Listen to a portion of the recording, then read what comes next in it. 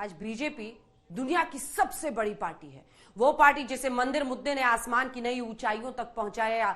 लड़ाई अयोध्या शुरू हुई, राम का नाम लेकर बीजेपी सियासी मैदान पर उतरी। कई सालों तक लड़ाई चली। हिंदुस्तान की सियासत तुष्टीकरण बनाम ध्रुवीकरण में तब्दील हो गई। आज भी बीजेपी के एजेंडे में अयोध्या की गूंज सुनाई देती है। भव्य मंदिर निर्माण का भरोसा दिखाई देता है। हर भरोसा अपने साथ वोट बैंक की एक लंबी खेप लाता है। विपक्ष पर सवाल उठाता है और बताता है कि धर्म की सियासत कल भी हिट थी, आज भी हिट है, जो हर सांचे में पूरी तरह से फिट है। राम राम जय राजा राम, राम राम जय सीता राम। आज अयोध्या में भव्य मंदिर का इंतजार है। श्री जानकी जी की, श्री अवध धाम की, श्री सरजू महारानी की जय। राम जय सीता राम, राम राम जय राजा राम, राम राम जय सीता राम। मंदिर का मॉडल तैयार है।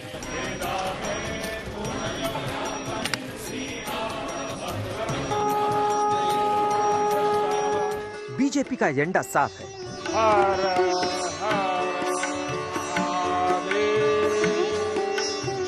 हिंदुत्व के रथ पर बीजेपी सवार है। वो रथ जिसकी कहानी अयोध्या में राम मंदिर के साथ शुरू हुई। बीजेपी ने अपने एजेंडे में मंदिर को शामिल किया और चुनावी मैदान पर उतर गई।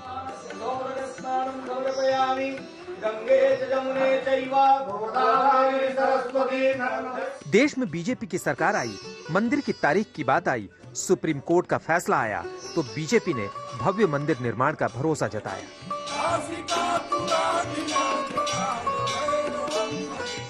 राम मंदिर के लिए कई सदियों तक, कई पीढ़ियों ने अखंड अविरत एक निष्ठ प्रयास किया है। आज का ये दिन उसी तप, त्याग और संकल्प का प्रतीक है।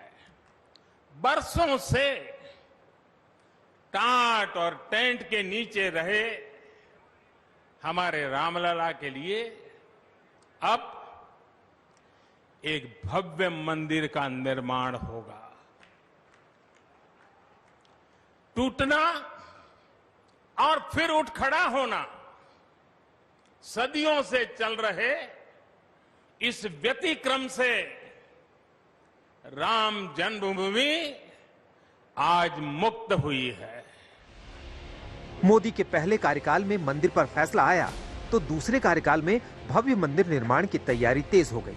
प्रधानमंत्री नरेंद्र मोदी खुद पूजा के कार्यक्रम में शामिल होने अयोध्या पहुंचे।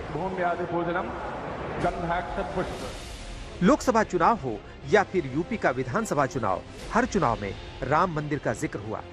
जनता को भव्य मंदिर का सपना दिखाया गया। मित्रों, जो आपकी भावनाएं हैं, अयोध्या में वो काम तो होना ही है। हम संवैधानिक मर्यादाओं में रह करके इन सब कार्यों को प्राथमिकता के आधार पर करेंगे। देश की जनभावना का हर हाल में सम्मान होगा। इस विश्वास के साथ आज मैं आपके पास आया हूं। अयोध्या की सूरत बदलने लगी। दिवाली में अयोध्या सजने लगी। अयोध्या में नेताओं के जाने का सिलसिला शुरू हुआ। रामलला के दर्शन करने वाले भक्तों की कतार में नेता शामिल होने लगे। इतने सालों से ये फैसला नहीं हो, हम भी चाहते थे कि फैसला अदालत करे, संवैधानिक रूप से इस झगड़े का, इस विवाद का रास्ता निकले। और देखिए श्री राम की कृपा, सुप्रीम कोर्ट ने निर्णय कर दिया और सुप्रीम कोर्ट के निर्णय से भव्य राम मंदिर बनने का रास्ता खुल गया है। देश की सालों से पड़ी हुई समस्याओं को मोदी जी एक के बाद एक निपटाते जा रहे हैं। सिर्फ बीजेपी ही नहीं, अब विरोधी पार्टियों के एजेंडे में भी अयोध्या शामिल हो गई। केजरीवाल से लेकर उद्धव ठाकरे तक रामलला के दर्शन करने जाने लगे। मुझे सौभाग्य प्राप्त हुआ भगवान जी के दर्शन करने का। मैं चाहता हूं कि ये सौभाग्य हर भारतवासी को प्राप्त हो, हर भारतवासी को मौका मिले।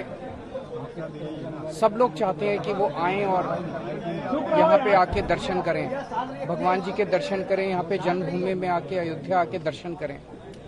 तो मैं चाहता हूँ कि सब लोगों को ये मौका मिले, सब लोगों को ये सौभाग्य प्राप्त हो। आज जब हिंदुस्तान में लाउड स्पीकर का मुद्दा उठा, जंग हनुमान चालीसा बनाम अजान हो गई, तो राज ठाकरे ने भी अयोध्या जाने का ऐलान किया है। वो 5 जून को अयोध्या जाने की तैयारी कर रहे हैं, क्योंकि देश की सियासत में अयोध्या का महत्व अब हर किसी को समझ में आने लगा है। बीजेपी भी 2024 से पहले अयोध्या में भव्य मंदिर निर्माण की तैयारी कर रही है। योगी आदित्यनाथ बार बार अयोध्या का दौरा कर रहे हैं, मंदिर निर्माण की तैयारियों का जायजा ले रहे हैं। आप देख सकते हैं मुख्यमंत्री सीधे इस वक्त सामने उस घर में पहुंच रहे हैं। ये वो घर है जो कि प्रधानमंत्री आवास योजना के तहत इस परिवार को मिला था और अपनी स्थिति से उबरने के बाद आज ये परिवार मुख्यमंत्री योगी आदित्यनाथ से मिल रहा है। मनीराम, उनकी पत्नी बसंती और उनके साथ में उनके परिवार के जो लोग हैं वो वहां मौजूद हैं। खुद मुख्यमंत्री का स्वागत उनकी बेटी शीला वहां कर रही है और अब वो घर के अंदर जा रहे हैं। यहां से वो अंदर जाएंगे, बातचीत करेंगे परिवार के साथ में। प्रधानमंत्री नरेंद्र मोदी ने भी अपना चुनावी क्षेत्र काशी को चुना, तो काशी को चमकाने के साथ साथ बाबा विश्वनाथ मंदिर का कायाकल्प कर दिया। आज तक ब्यूरो। इतिहास अपने साथ विवादों के अध्याय लेकर आता है, अपने एजेंडे के हिसाब से सबूत ढूंढे जाते हैं और फिर घमासान शुरू हो जाता है जिसका कोई अंत नहीं है। विवाद सिर्फ मंदिर मस्जिद का नहीं है, ऐतिहासिक धरोहरों के विवादों की भी एक लंबी लिस्ट है जो खत्म होने का नाम नहीं ले रही।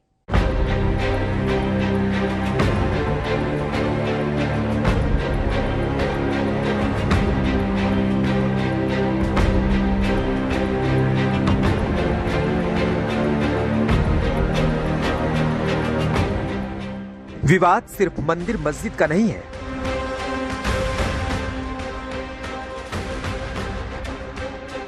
विवाद सिर्फ पूजा घर का नहीं है।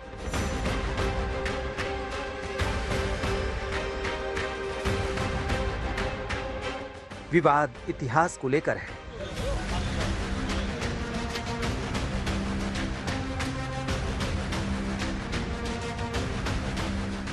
विवाद ऐतिहासिक धरोहरों को लेकर है।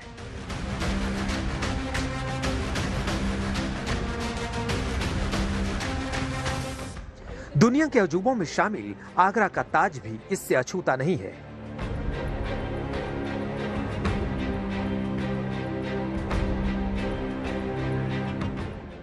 कई हिंदूवादी संगठन इसके मंदिर होने का दावा करते हैं। इस पर कई प्रमाणिक आधार भी मिले हैं कि ताजमहल वास्तव में तेजो महल है, महाकाल का मंदिर है। तो आज हम यहाँ पर शिव चालीसा का, आज सोमवार का दिन है, हम कई जगहों पर शिव चालीसा का पाठ करते हैं और आज हमने तेजो महालय चुना है शिव चालीसा के पाठ के लिए। यहाँ पर पूजा अर्चना की मांग करते हैं। कहा जाता है कि यहाँ शिव का मंदिर था जिसे मुगल काल में मकबरा बना दिया गया। यहाँ कभी तेजो महालय मंदिर हुआ करता था। यही वजह है कि कई बार मंदिर परिसर में हनुमान चालीसा को लेकर विवाद हुआ। हिंदूवादी संगठन मंदिर में हनुमान चालीसा का पाठ पढ़ने पहुंच गए।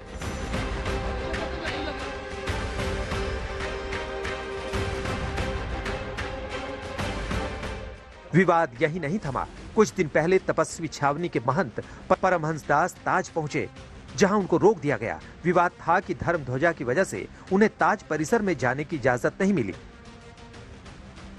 मैं यहाँ आया था चूंकि यह तेजो महालय शंकर जी का मंदिर है, जिसको गलत इतिहास बताया गया बच्चों को कि ताजमहल नहीं, तेजो महल है और वहाँ शंकर जी की अभी भी पिंडी दबी हुई है। तो हमें, चूंकि मैं भगवा पहना हूँ, तो यहाँ के जो पुलिस प्रशासन मिलिट्री वाले लोग थे वो बोले भगवा को अंदर नहीं जाने देंगे, अब आप ब्रह्मदंड लिए हैं, यहाँ सिर्फ टोपी वालों को अलाउ है। तो मजहब विशेष के लोगों को ज्यादा यहाँ महत्व दिया जाता है। दुर्भाग्य है, और भगवान चाहेंगे तो यह जो लोगों के अंदर जो है एक दुर्भावना पैदा हो गई है वो ठीक किया जाएगा। जय श्री राम। विवाद गहराया। कई हिंदूवादी संगठन विरोध के लिए सड़कों पर उतर आए। आगरा की तरह एक विवाद कुतुब मीनार को लेकर भी है। दावा किया जाता है कि कुतुब मीनार में गणेश मंदिर है, जिसकी तस्वीर भी परिसर में है। ऐसे में कई बार कुतुब मीनार के अंदर पूजा की इजाजत मांगी गई और ये मांग वक्त के साथ तेज होती जा रही है।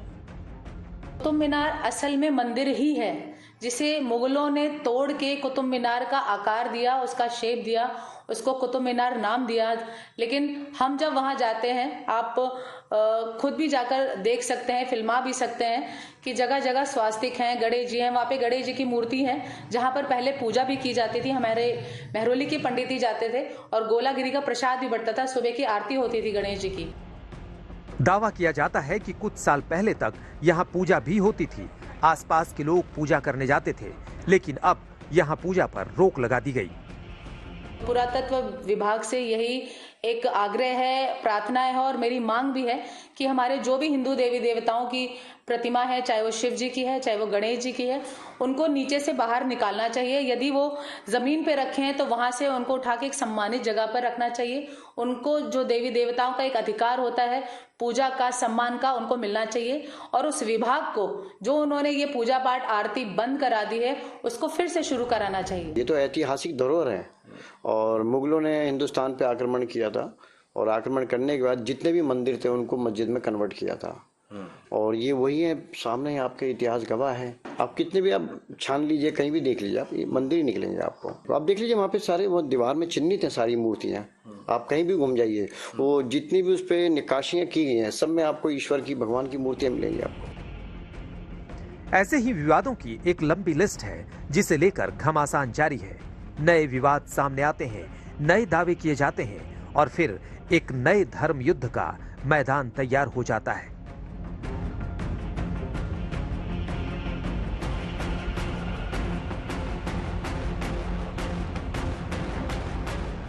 आज तक ब्यूरो।